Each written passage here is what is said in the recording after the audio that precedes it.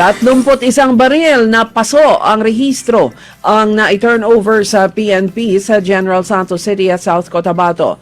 Ayon kay Pro 12 Acting Regional Director, Police Brigadier General Alan Manibog, layunin ng programa na isulong ang responsableng pagmamay-ari ng baril at maiwasan ang paggamit ng mga hindi otorisadong armas sa mga ilegal na gawain.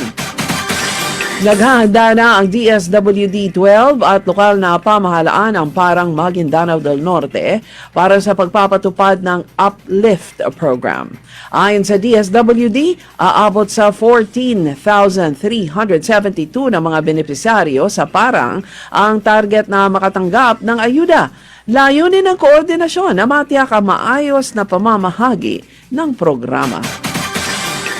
Siyam na chainsaw ang nairehistro ng DENR Senro Banga sa Barangay Taplan, Coronadal City sa ilalim ng Digital Chainsaw Registration Information System o CRIS.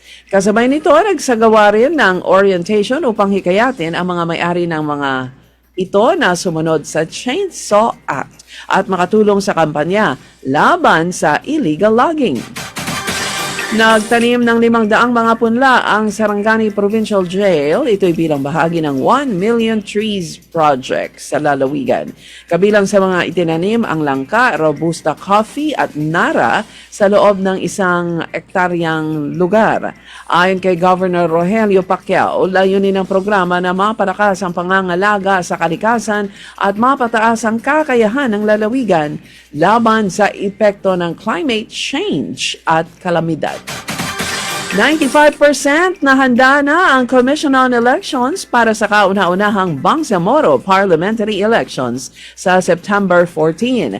Ayon kay COMELEC Chairperson George Garcia, nakahanda na ang mga balota at election machine.